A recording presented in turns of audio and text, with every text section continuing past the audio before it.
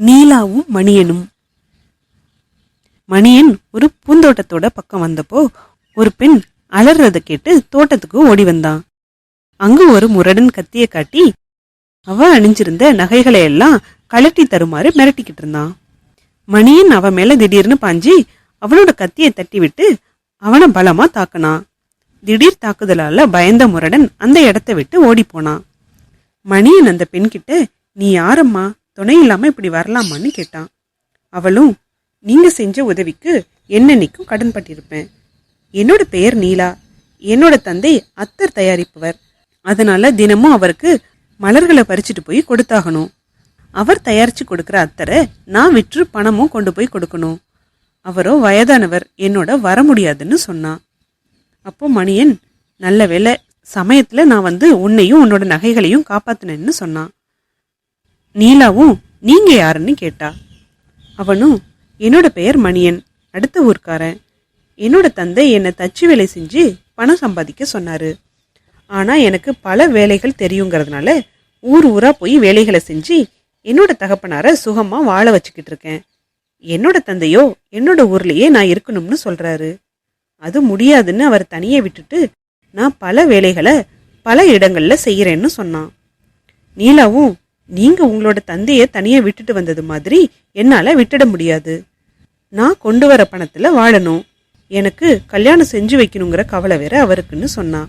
மணியனும், உன்னோட கல்யாணத்தை பத்தி இனி அவர் கவலைப்பட வேணாம், நான் இருக்கிறேன், நான் உன்னை திருமணம் செஞ்சுக்கிறேன்னு சொன்னான். ஆனா நீலாவோ, நீங்க தீர்மானிச்சுட்டா போதுமா, நான் சம்மதிக்க வேண்டாமா, நான் உங்களை மணந்து கொள்ள மாட்டேன், எனக்கு விருப்பம் இல்லைன்னு சொல்லிட்டு போனான். ஆனா மணியன் மனம் தளர்ந்து போகல. தினமும் அந்த தோட்டத்துக்கு வந்து நீலாவுக்கு மலர்கள் பறிச்சு கொடுத்தான். அவ செஞ்ச உதவிகளை ஏத்துக்கிட்டா. ஆனா அவனை மணக்க மட்டும் சம்மதிக்கல. இவங்க 2 பேர் விவகாரத்தை கவனிச்ச ஒரு கிழவி நீலா கிட்ட, நீ ஏன் மணியனை மணந்து கொள்ள கூடாதுன்னு கேட்டா. அவளோ தனக்கு இஷ்டம் இல்லைன்னு சொன்னா. அதுக்கு கிழவி, ஏன் இஷ்டம் இல்ல, பையன் புத்திசாலியாவும் அழகாவும் இருக்கான், உன் மேல உயிரையே வச்சிருக்கான், ஒன்னு ஒரு முறை காப்பாத்தியும் இருக்கான், நான் சொல்றத கேளு, அவனை கல்யாணம் செஞ்சுக்க, சுகமா இருப்பேன்னு சொன்னான். நீலாவும், பாட்டி, என்னோட தந்தை என்ன கசக்கி பிடிஞ்சு வேலை வாங்குறாரு.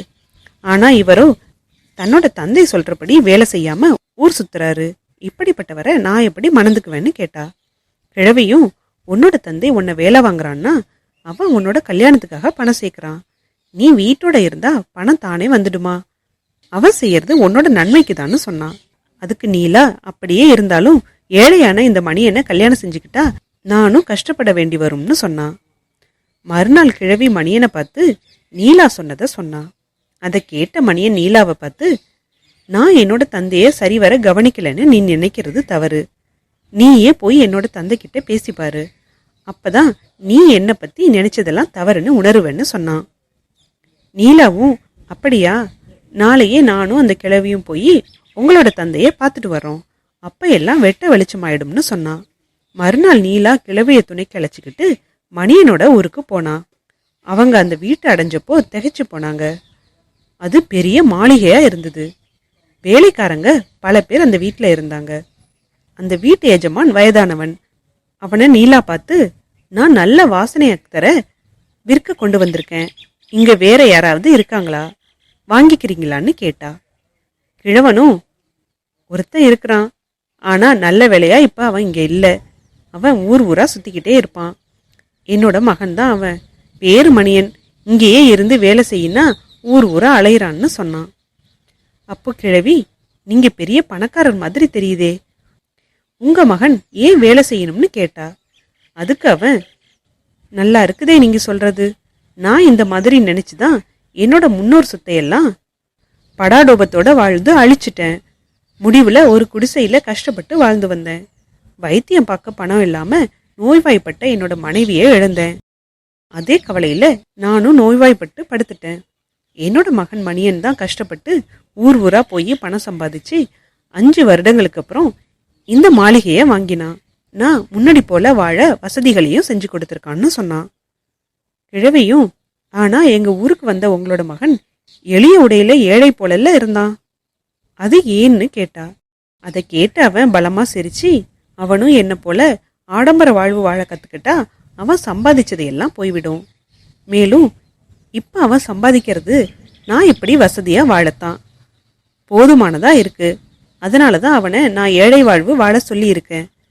அவன் தனக்கும் சம்பாதிக்கணுமே, அதுக்கு தான் வேலை செஞ்சுக்கிட்டு இருக்கான்னு சொன்னான். அப்போ நீலா அத்தரை எடுத்து காட்டினோன்னு அவனும், நல்ல வேலை என்னோட மகன் இல்லாதப்ப வந்த, இதையெல்லாம் அவன் தண்ட செலவுன்னு சொல்லி வாங்க வேண்டாம்னு தடுத்துடுவான்னு அழுத்துக்கிட்டே சொன்னான். நீலாவும் கிழவியும் அங்கிருந்து தன்னோட ஊருக்கு திரும்பி வந்தாங்க. அப்போ கிழவி நீலா கிட்ட பாத்தியா நிலைமை என்னன்னு சொன்னான். நீலாவோ கிழவிக்கு பதில் எதுவும் சொல்லல. ஊருக்கு வந்தோன்னு அவ மணியனை பார்த்து உங்களோட தந்தைய பார்த்தேன்னு சொன்னான். மணியனும் சிரிச்சுக்கிட்டே நானும் உன்னோட தந்தைய பார்த்து பேசினேன். அவர் என்னை பத்தி விசாரிச்சு தெரிஞ்சுக்கிட்டாரு. எனக்கு அத்தர் தயாரிக்கிற முறையையும் கத்துக் கொடுக்கறதா சொன்னாரு. இப்ப சேர்த்துள்ள பணம் நமக்கு தான்னு சொன்னாரு. விரைவிலேயே என்னோட தந்தைய சந்திச்சு நம்மோட திருமண விஷயத்தை பேசி முடிக்கிறதாவும் சொன்னாருன்னு சொன்னான். நீலா அப்போ நான் இந்த கல்யாணத்துக்கு சம்மதிப்பேன்னு எப்படி யோகிச்சுக்கேன்னு கேட்டா. மணியனும் எப்படியா, என்னோட தந்தையோட யார் பேசிட்டு வந்தாலும் அவர் என்னை பத்தி நல்ல அபிப்பிராயம் தான் வச்சிருப்பாரு. நீயும் அப்படித்தான் நினைப்பேன்னு எனக்கு தெரியும். அதனாலதான் உன்னை என்னோட தந்தை கிட்ட அனுப்பினேன்னு சொன்னான். நீலா மணியனோட தந்தை சொன்னதையெல்லாம் கேட்டதுக்கு அப்புறம் அவ எவ்வளவு நல்லவன்னும் தன்னோட தந்தைய சுகமா வாழ எப்படி பாடுபடுறான்னு தெரிஞ்சுக்கிட்டா. தன்னோட தந்தை பணம் சேர்க்கறதும் அவளை சுக வாழ்வு வாழ வைக்கதான்னு புரிஞ்சுக்கிட்டா. நீலா மணியனையே மணந்து கொள்ள முடிவு செஞ்சிட்டா. கண்ணால் காண்பதும் போய் காதால் கேட்பதும் போய் தீர விசாரிக்கிறது தான் மெய்யின்னு மணியனோட விஷயத்துல சரியானது. அதுக்கப்புறம் நீலா தான் மணியனை மணந்து கொள்ள சம்மதிக்கிறதா சொன்னா. அவளுக்கும் மணியனுக்கும் ஆடம்பரம் இல்லாம திருமணம் நடந்தது.